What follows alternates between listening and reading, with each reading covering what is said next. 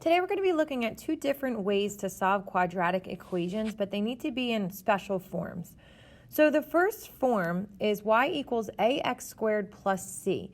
So you'll notice that all of these problems don't have a bx term in them. Okay, so if we take a look at the first one here, it's just plain old x squared equals 16. So when I'm trying to solve these, I need to do the opposite of what's happening to my x value, just like I normally do. If we had 2x, we would divide by 2 because the opposite of multiplication is division. So when we're thinking about the opposite of squaring something, we're going to take the square root. And if we do it to one side of the equal sign, we're going to need to do it to the other side of the equal sign. And this is going to work here because we have single terms on either side of the equal sign. If we didn't have that situation, we would need to get it into this form before we could take the square root of both sides. Okay, so the square root of x squared is just going to give me x. I'm going to bring down my equal sign. And then I need to think about, okay, well, what's the square root of 16? What number times itself is going to give me 16? Well, I know 4 times 4 is 16, but I also know that negative 4 times negative 4 is 16. So when you are taking the square root, you are going to get two different answers. And the way that we account for that is we put this plus or minus sign in front of 4. Okay, this means that positive 4 and negative 4 are both solutions.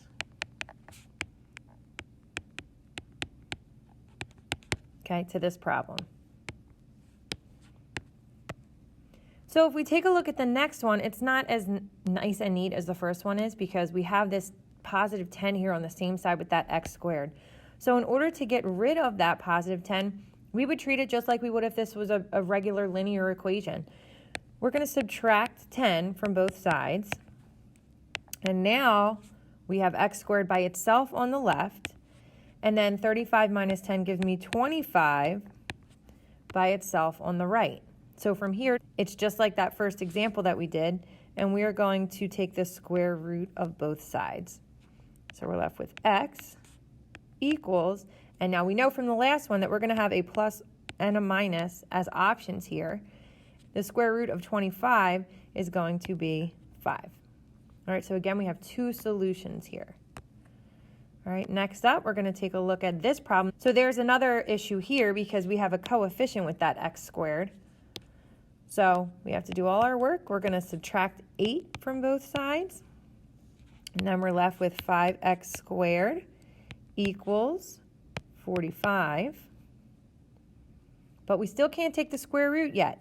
Because that x squared is not by itself, that 5 is still attached to that x squared, we need to undo that first. So we're going to divide both sides by 5. And we're left with x squared equals 9. And then from here, I'm running out of space, but we're going to fit it in here.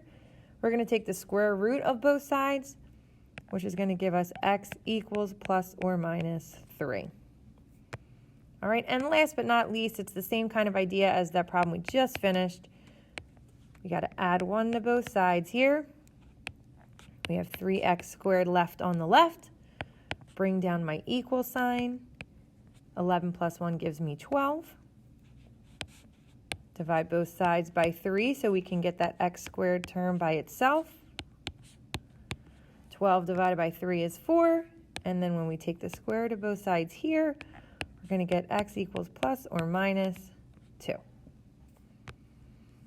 So these ones are pretty straightforward when we don't have that b term to worry about. We can just kind of get that x squared by itself, all the number terms on the right-hand side of the equal sign, and then take the square root of both sides.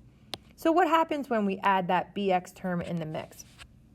These types of problems can only be solved if they're set equal to 0. Okay, and let's see why.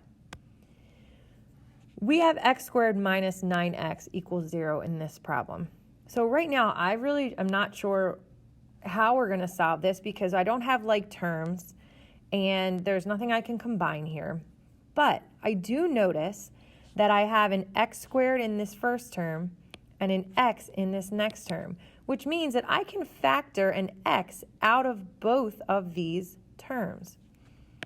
So if I take an x out and open my parentheses, I think about, okay, well, what's left now? X squared divided by x gives me x. Negative 9x divided by x gives me negative 9. And that's still going to be equal to 0. Okay, so how does this help me? Here's how it helps. When you're multiplying any two numbers together, if one of those numbers is 0, then the product has to be 0. Your answer would have to be 0. Okay, so a little side note over here. 2 times 0 would give you 0, or 0 times 2 would give you 0. So one of those two factors being 0 means the whole product is going to be 0. So how does that help us here? Well, let's break this down into our two factors. So I can say that x equals 0, that first term equals 0, or I can say that x minus 9 equals 0. From here, I'm just going to solve, add 9 to both sides, and I'm going to get x equals 9. So you have two answers here, again, just like we did in the last problem. X equals 0 is one of those answers, and x equals 9 is the other. All right, so the only thing you're really worrying about here when you don't have a c value, but you do have an ax squared and a bx value, is factoring using GCF. So let's try another one. If I look at this problem at the bottom left, we have negative 3x squared plus 27x equals 0. Okay, so I already know it's set up to equal 0, so I can do this factoring using GCF. I have a 3 and a 27. The common factor there is 3. Now, since that first term is a negative, I'm going to take out a negative 3. I can also look and say x squared and x have a common factor of x, so that also comes out front. So I'll open my parentheses, and now I'll see what's left here.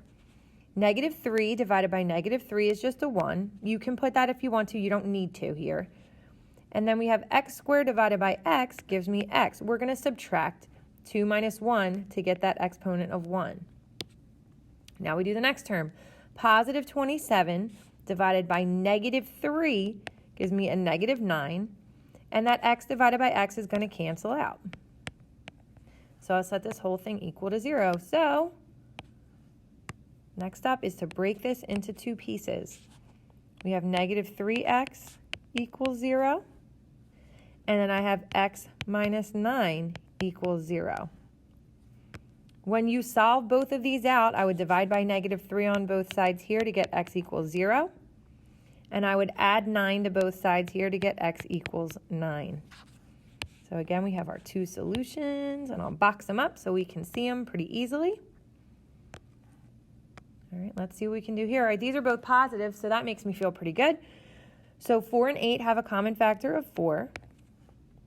X squared and x have a common factor of x, and then I'll open my parentheses.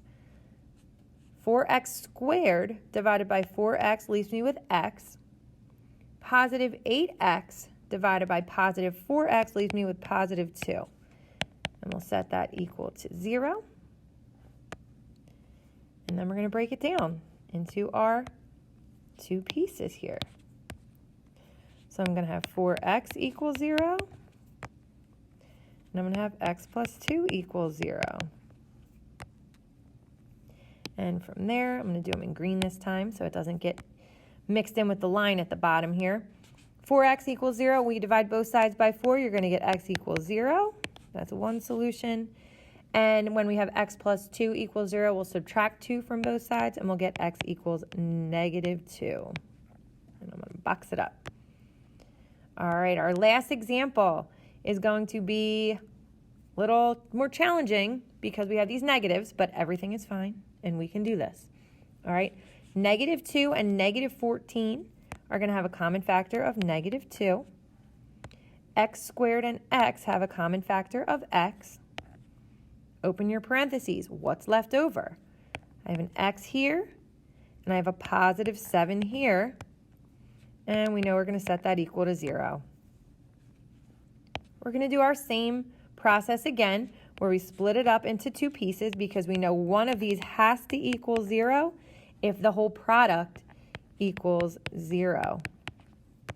And then when we solve, we are going to get division by 2 on both sides, negative 2 on both sides, x equals 0. And then we would subtract 7 from both sides, and we would get x equals negative 7. So we can always solve these problems when we just have an ax squared and a bx value by factoring out that greatest common factor as long as they are set equal to 0, that whole expression is set equal to 0. When we have this and it's not set equal to 0, or if we're adding a c term into the mix, we would need to use something called the quadratic formula to solve that, which we'll be talking about in our next video.